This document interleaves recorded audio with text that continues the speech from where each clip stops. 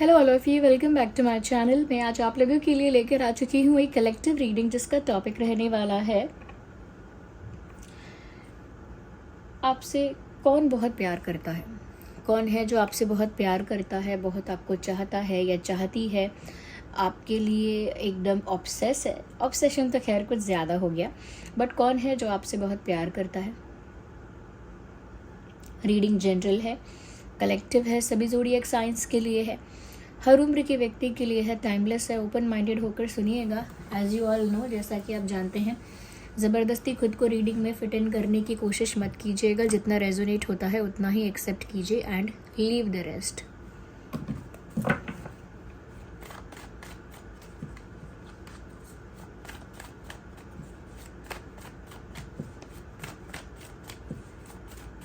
अगर आप इस वीडियो तक पहुंचे हैं तो डेफिनेटली इसमें आपके लिए कोई ना कोई मैसेज है, तभी आप यहाँ तक पहुंचे हैं। और क्या आप एक्साइटेड हैं जानने के लिए कि वो कौन है जो आपको बहुत चाहता है या आपको बहुत प्यार करता है। आइए चलिए देखते हैं।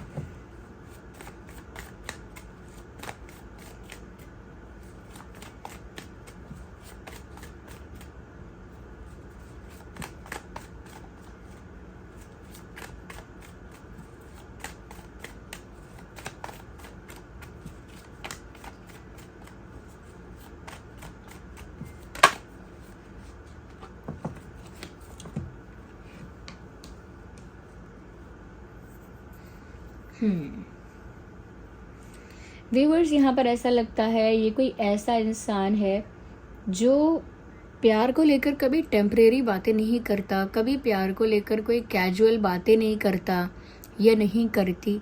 ये एक ऐसा इंसान है व्यूअर्स जो खुद भी बहुत लविंग है, बहुत काइंड है। इस इंसान के दिल में खुद भी बहुत प्यार है। आप इस इंसान को इस तरह पहचान सकते हैं कि इस इंसान का जो बिहेवियर है, इस इंसान की जो पर्सनालिटी है, वो काफ़ी लविंग पर्सनालिटी है, काफ़ी केयरिंग पर्सनालिटी है।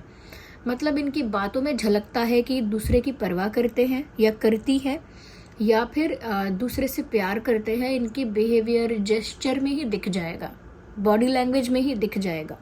और ये ऐसे इंसान है जो कभी किसी से टाइम पास के लिए या कैजुअल रिलेशनशिप के लिए प्यार नहीं करेंगे या रिश्ते नहीं बनाएंगे। अगर ये किसी से प्यार करेंगे तो सच्चा प्यार करेंगे, तो ट्रू लव करने वाला इंसान है ये। और ये आपको प्रपोज पहले भी कर चुका है या अपना कप ऑफ लव ऑफर कर चुका है या कर चुकी है। पहले भी अपना प्यार आपको शो कर चुके हैं, जेस्चर के थ्रू या कन्फेस करके या प्रपोज करके। बट समहाउ इस इंसान ने अपना प्यार जो है वो आपके आगे शो किया है। और मुझे लगता है कि आप इस इंसान को अच्छे से जानते हैं। ये कोई कैंसर, स्कॉर्पियो, पाइसेस भी हो सकता है। Cancer, Scorpio, Pisces.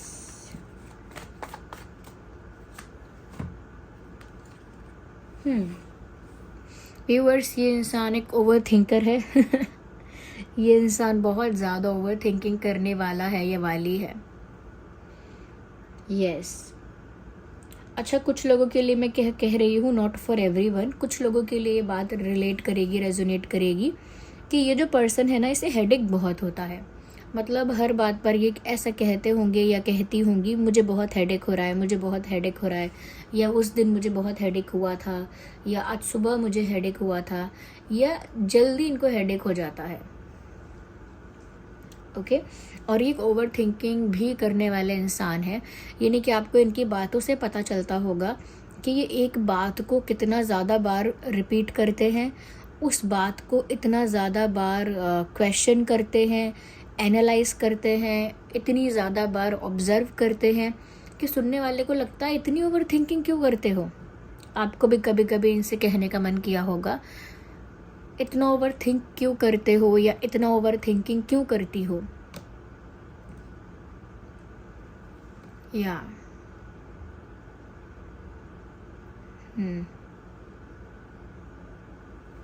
यहाँ पर ऐसा भी लगता है कि ये इंसान लेट नाइट जागने वालों में से है। यानी कि आपको इनके मैसेजेस आते होंगे लेट नाइट में, जैसे 10 बजे के बाद।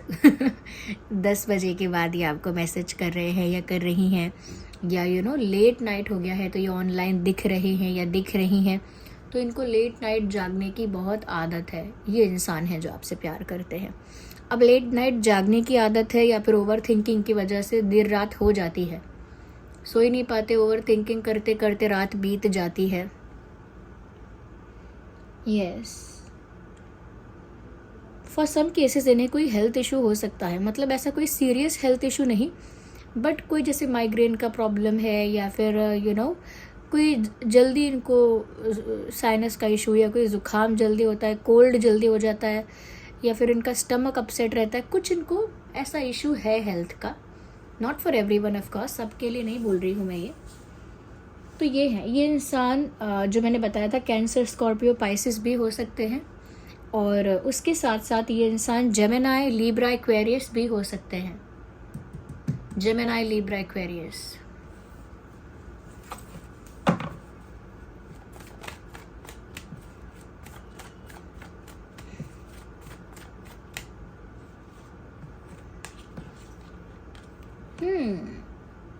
इंटरेस्टिंग।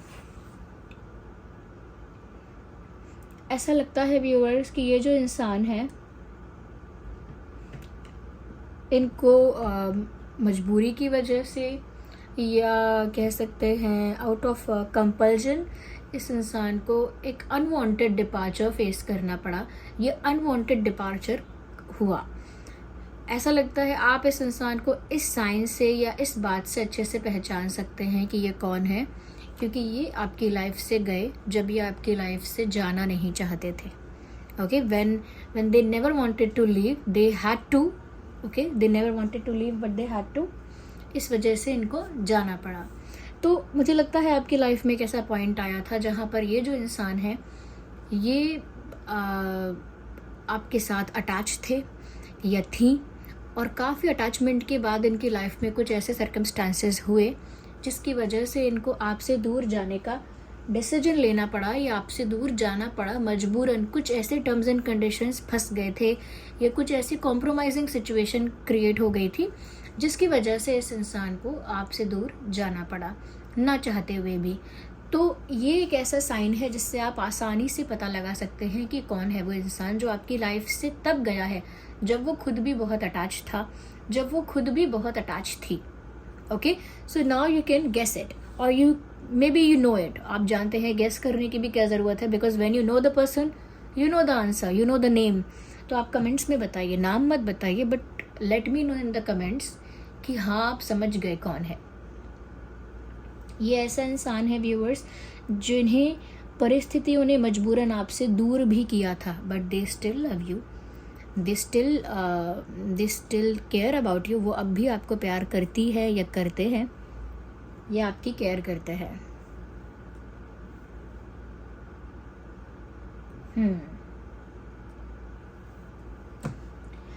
साइंस जो मैंने बोले अभी तक तो वही रहेंगे, cancer, Scorpio, Pisces, Gemini, Libra, Aquarius. Let's clarify further.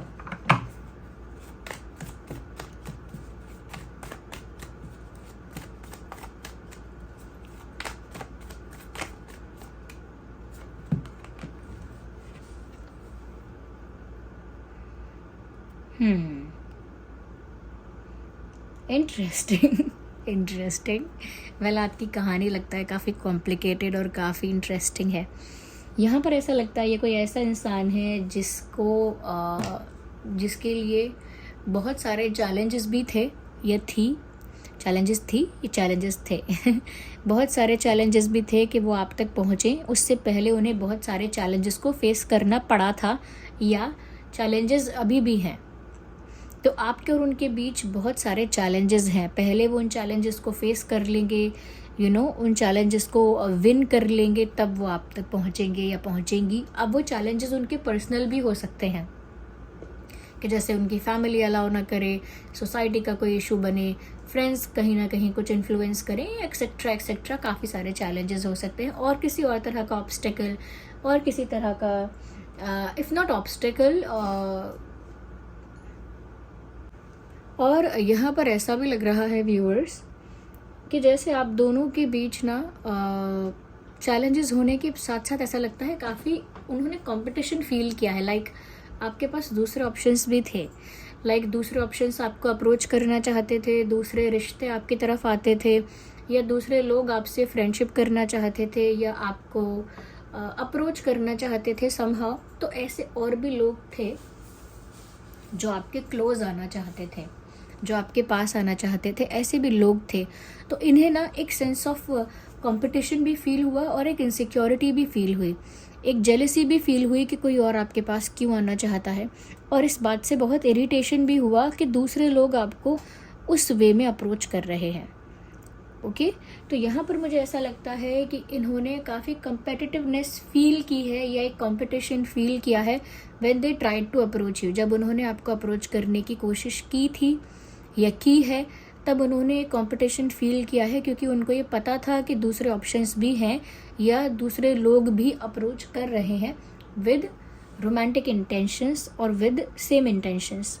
तो ये इस बात से काफ़ी खफा हो रहे थे मन ही मन। तो इनकी जो जेलेसी है या फ्रस्ट्रेशन है, इरिटेशन है, वो शायद आपको दिखी भी होगी, वो शायद आपको इनके बिहेवियर में भी विजिबल हो गई होगी। अच्छा व्यूअर्स, ये खुद भी ऐसे इंसान हैं जो बहुत कॉम्पिटिटिव हैं। ये एक ऐसे इंसान है जो इनसे अगर एक बार कंपटीशन करेगा या इनसे कोई ऐसे चैलेंज ले लेगा या ये कोई इनको चैलेंज करेगा, तो ये चैलेंज एक्सेप्ट करेंगे और उस चैलेंज को पूरा करके दिखाएंगे। तो कोई अगर इनको चैलेंज देगा तो ये चैलेंज एक्सेप्ट करके उसको विन करके दिखाएंगे, या फिर कोई इनसे compete करने की कोशिश करेगा, कंपटीशन करेगा, तो उस कंपटीशन को जीत के दिखाएंगे। तो काफ़ी कंपेटिटिव स्पिरिट भी है इस इंसान के अंदर, यानी कि अगर पार्टिसिपेट करते हैं तो जीतने के लिए, अगर कोई चैलेंजेस आते हैं तो उनको विन करते ही हैं, यही है क्राइटेरिया। यहाँ पर ऐसा भी है कि ये इंसान ना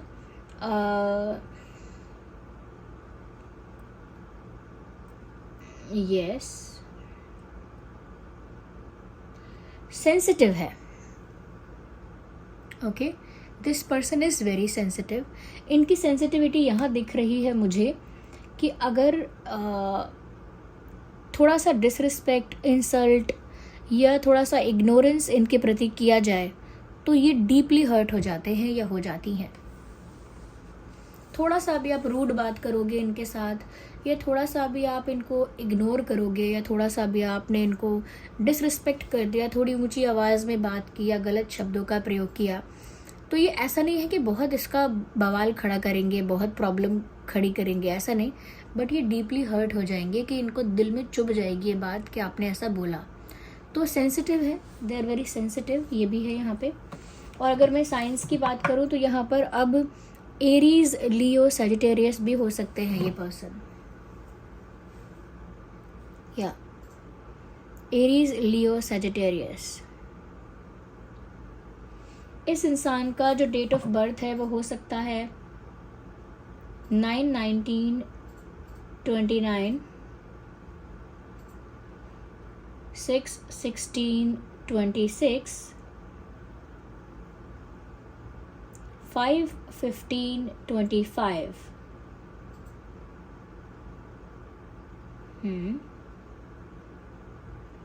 5/15/25 ये कुछ डेट्स हैं जो अगर बर्थ डेट नहीं है तो कोई और रेलेवेंट इम्पॉर्टेंट डेट हो सकते हैं, जैसे जब आप मिले थे, या जब आपकी पहले बात हुई थी, या जब आप लोगों का पहले झगड़ा हुआ, समथिंग। ये कोई इम्पॉर्टेंट डेट हो सकती है। मैं डेट्स बताती हूँ तो लोगों को लगता है सिर्फ बर्थ डेट्स बता रही हूँ। It is not only birth date, ये कोई और इम्पॉर्टेंट डेट हो सकती है जो आपके दिमाग से फिसल रही है, छूट रही है। आपको ये मैच करके देखना पड़ेगा, क्योंकि डेट्स जब चैनल होती हैं तो यूं ही चैनल नहीं होती हैं। ओके या तो Aries, Leo, Sagittarius, Gemini, Libra, Aquarius, Cancer, Scorpio, Pisces prominent है यहाँ पे।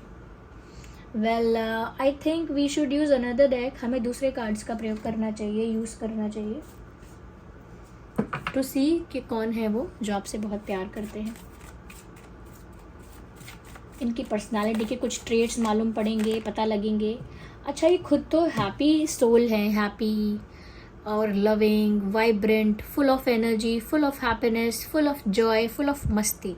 ये एक ऐसे इंसान हैं जो मस्ती करते हैं, एंजॉय करते हैं, सेलिब्रेट करते हैं, डांस करते हैं, बिल्कुल बच्चों की तरह एंजॉय करते हैं खुल के। जैसे बड़े लोग जो होते हैं ना वो थोड़ा खुल के एंजॉय कम करते हैं, क्योंकि जब वो कहीं एंजॉय करने जाते हैं तो उनके दिमाग में टेंशन होता है कि मैंने गाड़ी पार्क की है कहीं, फिर दूसरा टेंशन होता है कि मुझे इतने बजे बंद करना पड़ेगा ये सब, फिर तीसरा टेंशन होता है कि मुझे ये नहीं खाना, वो नहीं खाना, मेरे तबीयत का क्या होगा, या फिर अदर टेंशन्स भी होते हैं। तो वो इन्जॉय भी कर रहे होते हैं ना, तो बहुत इन्जॉय भी बहुत सोच सोच के कर रहे होते हैं, इन्जॉय खुल के नहीं कर रहे हैं। लेकिन ऐसा लगता है कि ये बिल्कुल बच्चों की तरह खुल के इन्जॉय करने वाले और हैप्पी रहने वाले इंसान हैं, यानी कि हैप्पी गो लकी पर्सन ऐसे हैं।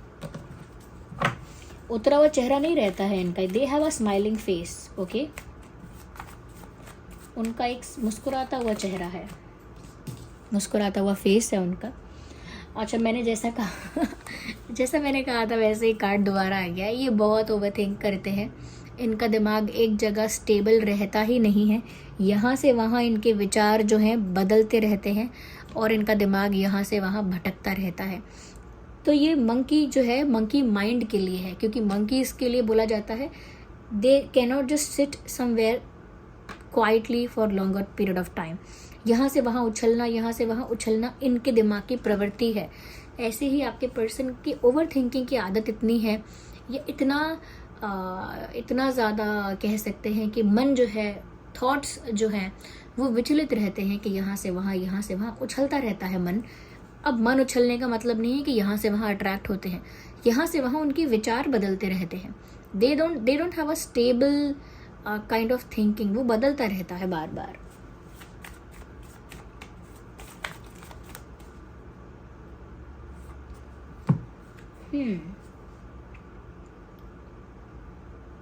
वो ऐसा सोचते हैं कि उनके आने से आपके आने से उनकी लाइफ बदली है, या फिर ऐसा हो सकता है इनके आने से आपकी लाइफ बहुत हद तक बदली हो, चेंजेस आए हों।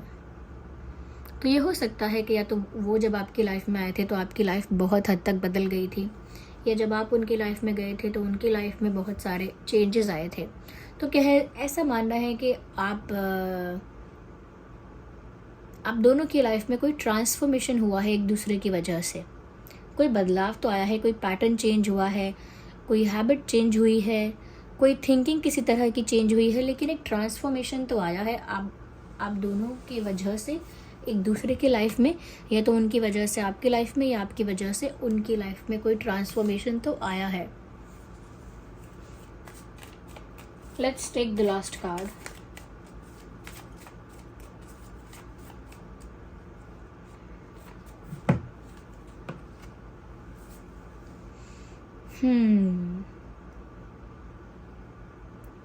They are very protective about you. They are very protective about you. ये आपको हर नेगेटिविटी से, हर नेगेटिव पर्सन से बचा के रखना चाहते हैं, प्रोटेक्ट करके रखना चाहते हैं, क्योंकि वो दुनिया की रियलिटी जानते हैं या जानती हैं, और वो नहीं चाहते किसी की बुरी नज़र आप पर पड़े, या कोई बुरे इंटेंशंस के साथ आपके पास आए, या कोई आपका फ़ायदा उठाने की कोशिश करे, या आपके इमोशंस के साथ खेलने की कोशिश करे। So they are very protective and possessive about you. पहली बात तो ये कि वो अपना ही हक समझते हैं आपके ऊपर, या समझती हैं। कोई और आपके ऊपर हक जताए या हक दिखाए, उनको ये बात बिल्कुल पसंद नहीं आती। तो मैंने कहा बहुत जेलसी होती है इस बात से, that is why I am saying. वो बहुत पॉजेसिव भी हैं कि आप सिर्फ उनके हो तो उनके ही हो, no one else can be close to you, कोई और आपके बहुत क्लोज नहीं हो सकता। एंड प्रोटेक्टिव भी हैं, क्योंकि उन्हें हमेशा फ़िक्र रहती है आपकी। अगर आपके दोस्त भी बनते होंगे या कहीं ना कहीं कोई आपको अप्रोच करता होगा, तो इन्हें हमेशा एक प्रोटेक्टिवनेस फील होती है कि कोई गलत इंटेंशंस के साथ आपके पास ना आ जाए। एक मदरली केयर जो होती है ना, एक मदरली केयर वो है इस इंसान के अंदर। और ये शायद वैसे भी काफ़ी प्रोटेक्टिव हैं अपने लोगों को लेके, अपने डियर एंड नियर वंस को लेके काफ़ी प्रोटेक्टिव हैं भी। Okay, so viewers, this was the reading. I hope it was helpful. आप कमेंट्स में बताइएगा कितना रिलेट रेजोनेट करती है। लाइक कीजिएगा वीडियो को अगर थोड़ा भी हेल्पफुल है, और आपके इतने सारे लाइक्स कमेंट्स के लिए बहुत बहुत धन्यवाद। चलिए मिलते हैं अगली रीडिंग में, तब तक के लिए bye bye family, bye bye angels, love you all, bye bye, take care.